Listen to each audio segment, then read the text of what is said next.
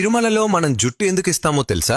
మొట్టమొదట వెంకటేశ్వర స్వామి ఒక చీమల పుట్టలో ధ్యానం చేస్తూ ఉండేటప్పుడు బ్రహ్మదేవుడు ఒక ఆవు రూపం దాల్చి ప్రతిరోజు ఆ చీమల పుట్ట దగ్గరకు వచ్చి స్వామికి పాలిచ్చేవాడు. ఒక ఆవుల కాపరి అది చూసి కోపంతో ఆవు మీదకి తన గొడ్డల్ని విసురుతాడు. ఆ గొడ్డలి నేరుగా వెళ్లి వెంకటేశ్వర స్వామి తలకి తగులుతుంది. దాంతో స్వామికి దెబ్బ తగిలి రక్తం కారుతుంది. కొంతకాలానికి ఆ గాయం అయితే మానిపోతుంది, కానీ అక్కడ వెంట్రుకలు మాత్రం రావు. అలా ఒకరోజు వెంకటేశ్వర స్వామి కొండ మీద పడుకుని ఉండగా ఆకాశ మార్గంలో వెళ్తున్న నీలాదేవి అనే ఒక గంధర్వ కన్య వెంకటేశ్వర స్వామిని చూసి కిందకు వస్తుంది. తలకి తగిలిన దెబ్బని చూసి ఎంతో బాధపడుతూ తన తల నుంచి కొన్ని వెంట్రుకలను తెంపి వెంకటేశ్వరునికి ఇస్తుంది. అప్పుడు వెంకటేశ్వర స్వామి ఇలా చెప్తాడు, నా అందం కోసం నీ అందాన్ని పాడు చేసుకున్నావు కదా, కలియుగంలో కొండమీదకి వచ్చిన నా భక్తులు తమ జుప్పుని ఇచ్చే సాంప్రదాయం మొదలవుతుంది. ఆ జుట్టు యొక్క శక్తి అంతా వేరే భూలోకంలో ఉండే నీకు దక్కుతుంది అని చెప్తారు. ఇంతకీ తిరుమలలో ఇచ్చే మన జుట్టుని